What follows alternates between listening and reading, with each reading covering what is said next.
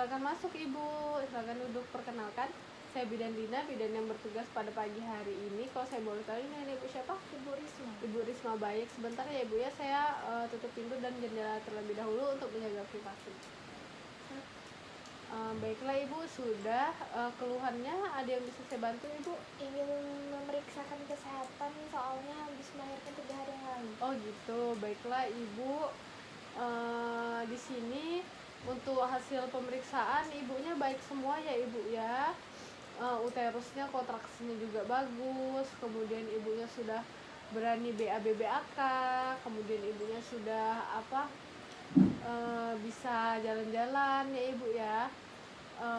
Ibu sebelumnya untuk menambah wawasan saja ini, apakah Ibu dulu pernah mendapatkan Penkes mengenai tromboflebitis Ibu? Tidak ya Ibu ya. Baiklah, berhubung ini juga nanti berhubungan di masa nifas Ibu, saya akan memberikan Penkes mengenai tromboflebitis ya Ibu ya. Baiklah. Nah, di sini saya ada leaflet Ibu mengenai tromboflebitis. Nah, baiklah, untuk yang pertama Ibu, saya akan menjelaskan pengertian tromboflebitis terlebih dahulu ya Ibu ya. Nah, jadi itu adalah peradangan pada dinding vena atau pembuluh darah. Nah, biasanya itu disertai dengan pembentukan atau pembekuan darah seperti itu. Kemudian untuk penyebab tromboflebitis sendiri itu bisa Ibu lihat gambarnya di sini ya Ibu ya. Gambar yang pertama ini perubahan laju peredaran darah.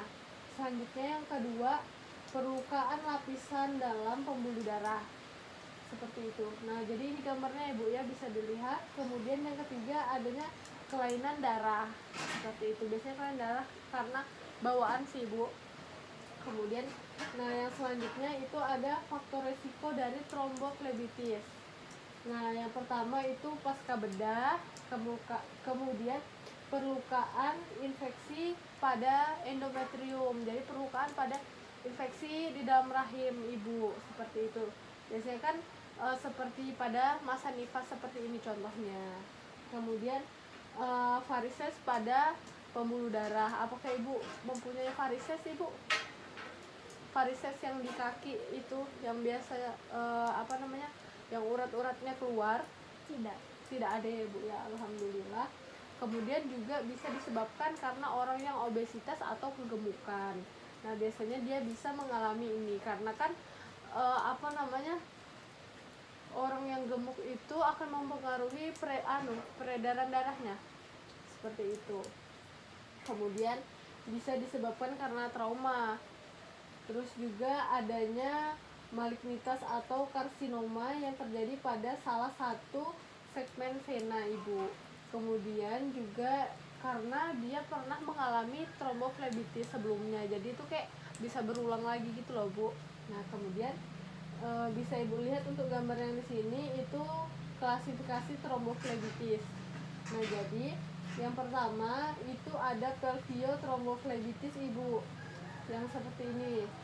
Kemudian ada tromboflebitis femoralis. Jadi tromboflebitis pada bagian femur atau paha, bagian kaki sini Ibu. Ya. Kemudian nanti di sini untuk gejala pelviotromboflebitis itu biasanya merasakan nyeri pada perut bagian bawah atau perut bagian samping. Jadi dia hanya satu sisi, bisa perut bagian bawah atau perut bagian samping.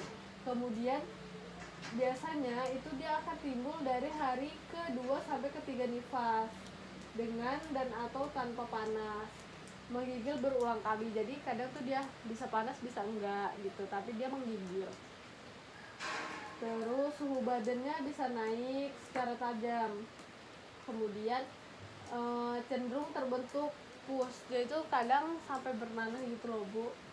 Terus abses pada pelvic. Kemudian untuk gejala tromboflebitis femoral, jadi ini tuh keadaan umum, biasanya tuh kayak sering terjadi gitu loh Bu. Nah, terus keadaan umumnya itu atau kayak misalkan kita lihat dari secara fisik itu tetap baik, terus dia bisa suhu badannya subfebris. Kemudian bagian dalam salah satu kaki tegang dan keras, nyeri hebat pada lipatan paha, seperti itu.